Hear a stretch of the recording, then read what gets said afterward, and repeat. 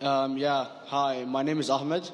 I come from the glorious country of Iraq, and I'm a born Muslim.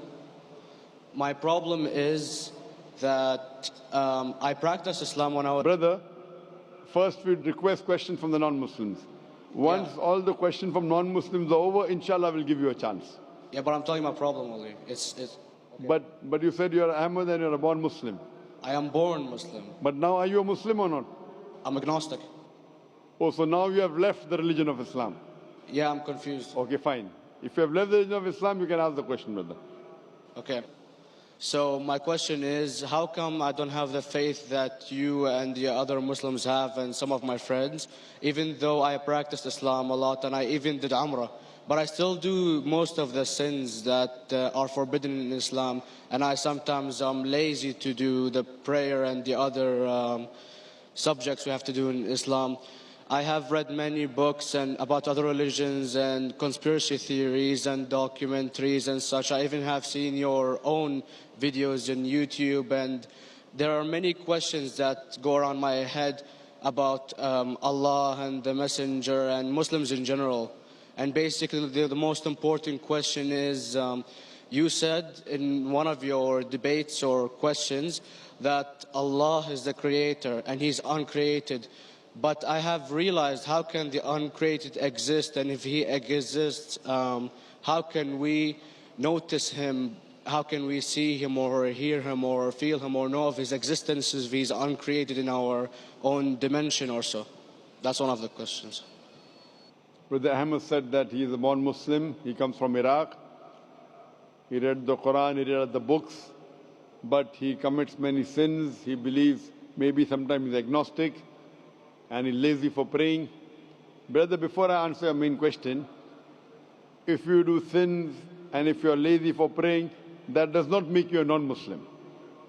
As long as you believe that praying is fard, sometimes you miss, it's a sin.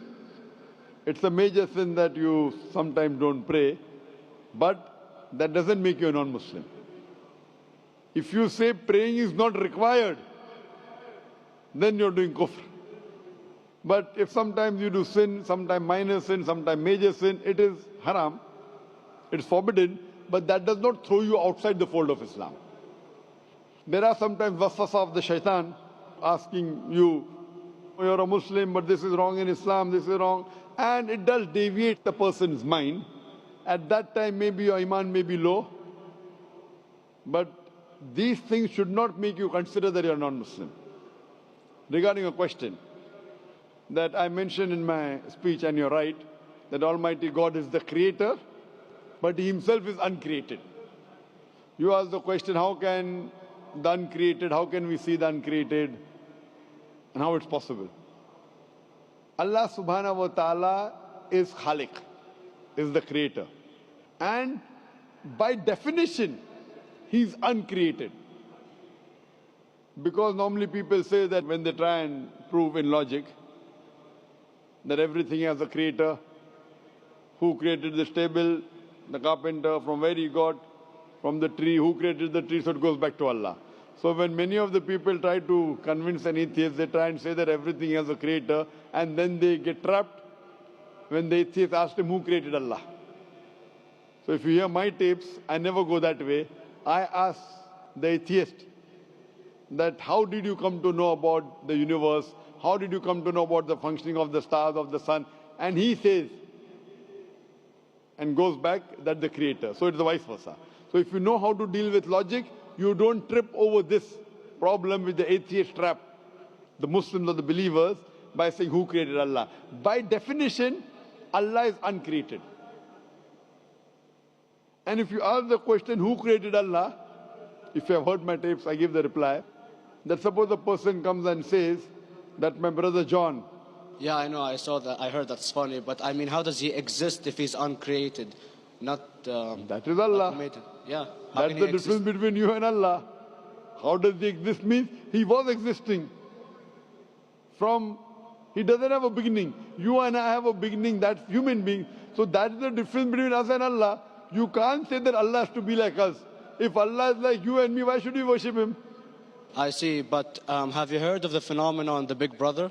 used by various orders and political agendas to control the people and such by implementing it into multiple gods, and then later on it became a monotheistic religions all over the world to make it easier for Big the Brother, people to... sorry, I've never heard of the religion Big Brother.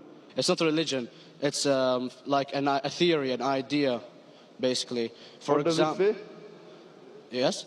What does this idea say? What does it say? Is that when you have a big brother, it's easier for you to live life. When you have someone watching you the whole time, understanding you the whole time, protecting you the whole time, being with you the whole time, and you can talk to him, although he never talks to you back, maybe in your dreams, due to your mind and such, it's easier for you to live. While a human who does not have a big brother and is not easily controlled into doing so and is having complete freedom is a danger for the major ruling powers and such. What does this say? I don't understand.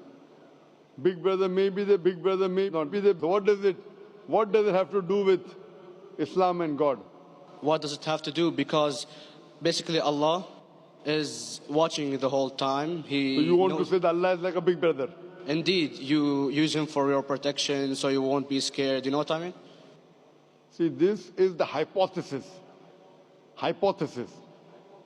If you have heard, how do I convince an atheist? If you have heard my answer, that you said that you're agnostic, you're atheist. Yeah. So first thing I do to an atheist is I congratulate him. What? I congratulate him. Have you heard my answer of atheist? Yeah, you congratulate them and stuff. But I haven't seen your debates with the atheist. I just saw your answers on some questions. Fine, so you haven't seen the answer of atheist? No, but I've seen your debate with David William Campbell. And that's William Campbell is not an atheist. Yeah. Now, when an atheist tells me he does not believe in God like your theory of Big Brother, yeah. And if you believe in that theory, I will ask you, first thing I do to the atheist, I congratulate him. You know why? Yeah, because they think and they don't follow what their parent does and such stuff like that. No. I congratulate him because he is not doing blind belief. The other people are doing blind belief. He is a Christian because father is a Christian. He is a Hindu because father is a Hindu. Most of the Muslims are Muslim because father is a Muslim. He is thinking. He says there is no God. He has said the first part of the Islamic Shahada, La ilaha. The reason I congratulate him is because he has said the first part of the Islamic Shahada, Islamic Creed, La ilaha. The only thing I have to do is illallah, which I shall do inshallah. So if you have heard my answer, an atheist becomes an atheist because he believes in science, he believes in logic. Or I ask him that if an equipment is bought in front of him, which no one in the world has ever seen, and if the question is asked that who will be the first person who will be able to tell you the mechanism of this new equipment, what is the answer? Of course, he's going to tell you the producer or the maker of this equipment. Creator, producer, maker. So when we ask him questions that how did this universe come into existence, he will talk about the Big Bang. This what we're going to talk is already mentioned in the Quran 1400 years ago in Surah Anbiya chapter number 21 verse number 30. Avalam yaral lazina kafaru anna samawati wal arda kanat ratkum fataknahuma. Do not the unbelievers see that the heavens and the earth were joined together and we clove them asunder. This what you came to know 50 years back is mentioned in the Quran 1400 years ago. Who could have mentioned that? Well, in various civilizations in like 2000 or 5000 BC before Islam came or Christianity itself, there was various civilizations that are good in astronomy and they know more about our solar system than we do now, sadly. Brother, your knowledge of science is little, not in-depth. I do agree. There are certain things which were known as hypotheses. For example,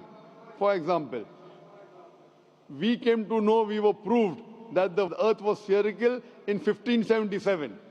I know that in 6th century BC, there were Pythagoreans who believed that the earth was spherical. But the same Pythagoreans who believed the earth was spherical also believed that the earth was the center of the universe, which is wrong. You show me one civilization which believes 100% what the Quran has mentioned. I challenge you. What you say, so do you mean to say there was a person who said, okay, this civilization, out of 100 things, these 2 things are right. Out of 100 things, these 5 things are right. Out of this 100, and picked and chose. Who can do that? No one besides the Creator. Even if you know that there were 10 different civilizations, hundreds of civilizations, there is not a single civilization that you know in the past which knew 100% of science what we know today. So where is your logic? Where is your theory?